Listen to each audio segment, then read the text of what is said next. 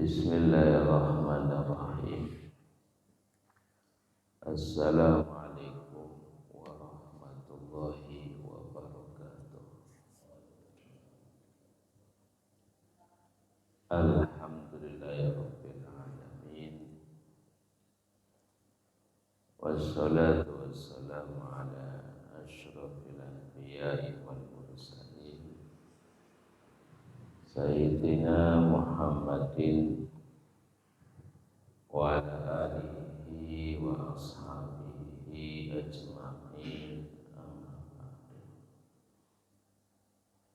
Allahumma 'allimna ma jahilna wanfa'na bima 'allamtana wa zidna 'ilman nafi'an ya rabbal alamin. Bapak Ibu yang mudah-mudahan dimuliakan oleh Allah, alhamdulillah pada pagi ini Allah Subhanahu wa taala masih memberikan kesempatan untuk mengkaji ilmu agama. Mudah-mudahan Allah Subhanahu wa taala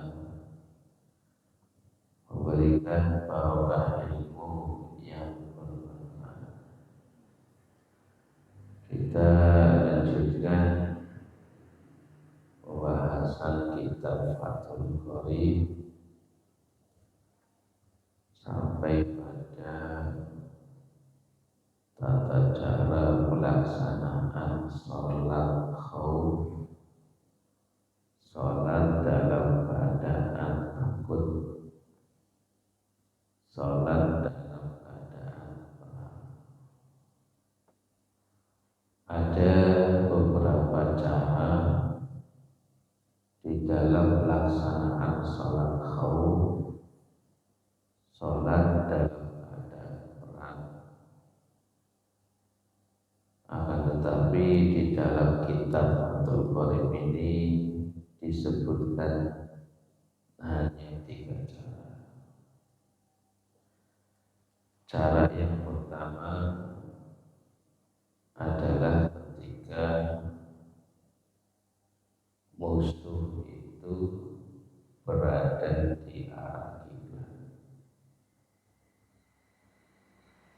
Cara yang kedua, ketika musuh tidak berada di arah kiblat.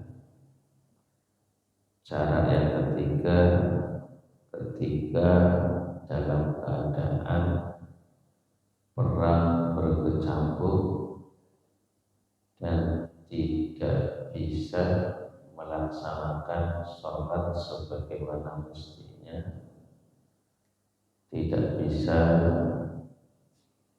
pelaksanaan sholat dengan cara yang pertama, cara yang kedua karena peperangan sangat mencegah.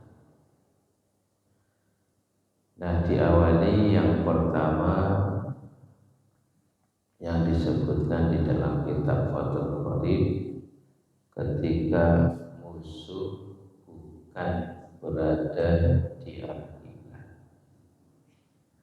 Kalau misalnya konteksnya di Indonesia, berarti musuh itu berada di arah timur atau di arah selatan atau di arah utara. Artinya musuh itu tidak searah dengan kiblat. Maka bagaimana tata cara pelaksanaannya? Imam membagi menjadi 2 kelompok. Imam membagi menjadi 2 kelompok. Kelompok yang pertama menghadapi musuh. Kelompok yang pertama menghadapi musuh. Kelompok yang kedua ikut sholat bersama imam. Jadi khusyuk, satu kelompok ada yang ikut sholat bersama. Nah, kemudian imam sholat bersama kelompok yang kedua. Ya, satu kelompok imam sholat bersama satu kelompok. Kemudian imam bertakbir, yang di belakang ikut takbiratul ihram. Kemudian sampai pada imam ruku, kemudian yang di belakang pasukan yang pertama itu ikut ruku.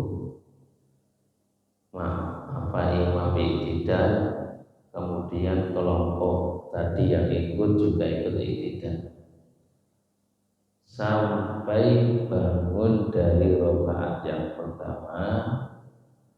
Maka ketika rakaat yang kedua imam berdiri, maka kelompok yang ikut imam tadi menyelesaikan sendiri. Imam tetap berdiri, terus kelompok tadi yang ikut imam menyelesaikan sendiri, ruku sendiri, iktidal sendiri, kemudian tahiyat sendiri, salam sendiri. Imam masih dalam keadaan posisi berdiri.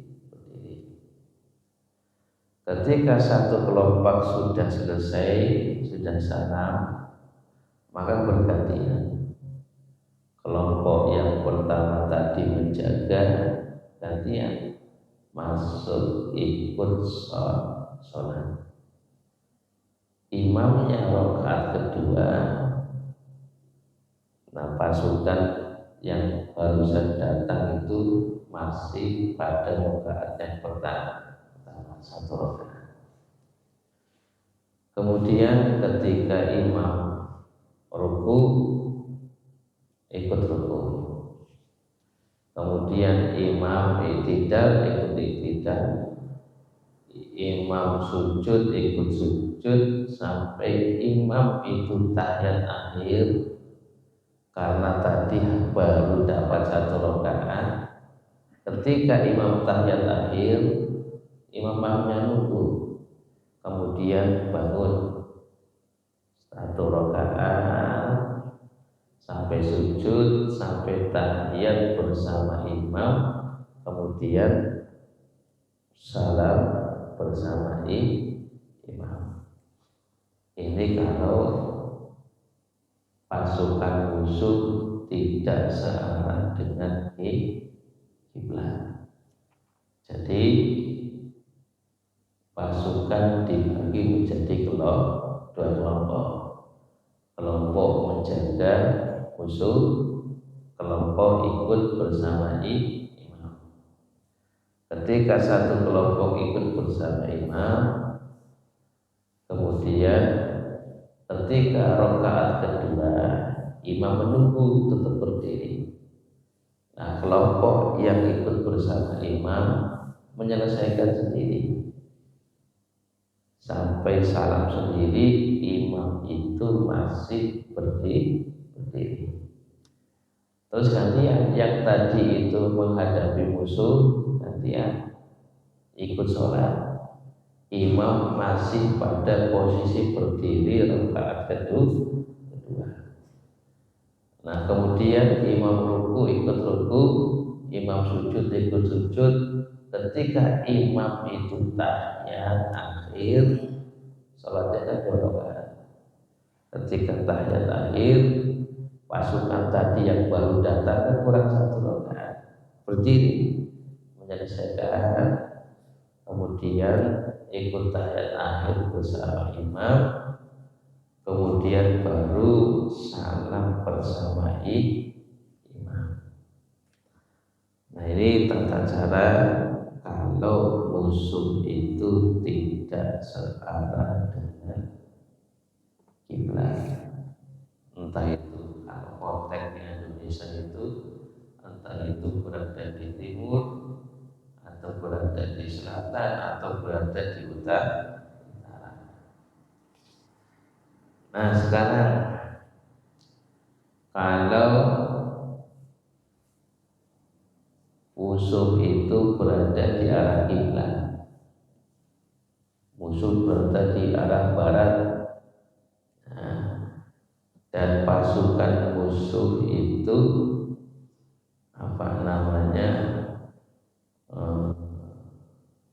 melihat kaum muslimin. Jadi sudah berhadapan. Nah maka ketika musuh itu berada di arah barat, karena untuk jaga-jaga, ini juga ada tata cara sholatnya ketika musuh itu berada di arah kiblat. Nah, maka bagaimana tata caranya ketika musuh itu berada di arah kiblat?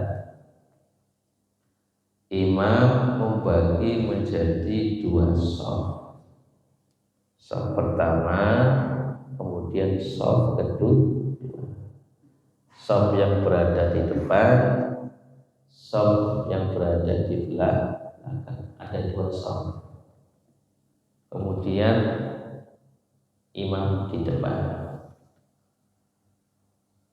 Nah, terus imam takbiratul ihram, kemudian imam ruku, shaf yang pertama, shaf kedua juga ikut ruku. Imam iktidal, shaf yang pertama, shaf yang kedua juga ikut iktidal. Ketika imam sujud, maka shaf yang di belakang, shaf yang di belakang itu tetap berdiri. Shaf yang di belakang, shaf yang kedua itu tetap berdiri. Nah, shaf yang pertama ikut sujud bersama imam. Kemudian ketika imam berdiri, shaf yang pertama ikut berdiri ke rakaat yang kedua. Sedangkan shaf yang kedua ini kan belum sujud. Dia sujud sendiri, kemudian nanti bangun. Berarti sama-sama berada di rakaat yang kedua. Nanti rakaat kedua begitu. Imam ruku, shaf pertama, shaf kedua ikut ruku. Imam iktidal, shaf yang pertama, kedua ikut iktidal. Imam sujud, shaf pertama ikut sujud, shaf kedua tetap berdiri.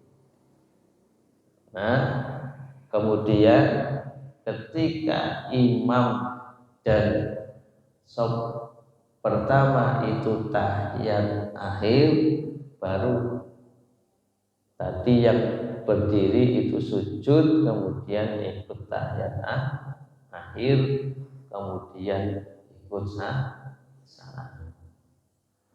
Nah, tata caranya demikian. Ini kalau musuh berada di arah kiblat. Jadi ketika musuh berada di arah kiblat, caranya bagaimana? Ya, imam itu membagi dua shaf. Shaf pertama, shaf yang kedua. Karena musuhnya di arah barat, ya, jadi sholatnya itu sambil pegang senjata. Nah, ketika imam itu ruku, shaf pertama, shaf kedua ikut ruku. Imam iktidal, shaf yang pertama, shaf yang kedua itu ikut iktidal. Ketika imam sujud, shaf pertama ikut sujud, sop yang kedua tetap berdiri, masih dalam posisi i'tidal. Nah, ketika bangkit ke rakaat yang kedua, imam dan sop yang pertama, baru sop yang kedua itu sujud. Nah, terus nanti bangkit rakaat yang kedua sama-sama berdiri. Rakaat yang kedua sama, imam ruku, sop yang pertama, sop yang kedua ikut ruku. Imam i'tidal, sop yang pertama ikut i'tidal, sop yang kedua ikut i'tidal. Ketika imam sujud, sop yang pertama ikut sujud, sop yang kedua tetap berdiri. Ketika imam tahiyat akhir, sop yang pertama juga ikut tahiyat akhir, baru sop yang kedua itu apa? Sujud, kemudian ikut tahiyat akhir bersama imam dan sop yang kedua, dan ketika imam salam kemudian salam. Nah, ini ketika musuh berada di arah pagi. Nah, ini sholatnya 2 rakaat. Kemudian yang ketiga, dalam keadaan perang berkecamuk, artinya musuh itu sudah datang. Nah, kalau tadi kan musuh berada di mana? Arah barat, tapi belum terjadinya apa? Belum terjadinya perang yang berkecamuk. Artinya perang yang ketiga itu ketika musuh datang menyerbu, kemudian pas pada waktu masuk waktu sholat. Maka ketika dalam keadaan demikian tidak bisa mengatur sholat, tidak bisa sholat yang tadi disebutkan, karena sudah terjadinya apa? Penyerbuan. Nah, maka dalam keadaan demikian sholat dalam keadaan perang, artinya sholat itu dalam keadaan lari, dalam keadaan menunggangi kuda, diniatkan sholat. Nah, bagaimana caranya?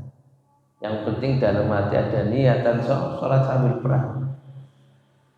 Nah, inilah jadi ketika dalam keadaan perang berkecamuk, musuh itu sudah datang, musuh itu sudah menyerbu, pas kebetulan masuk waktu sholat.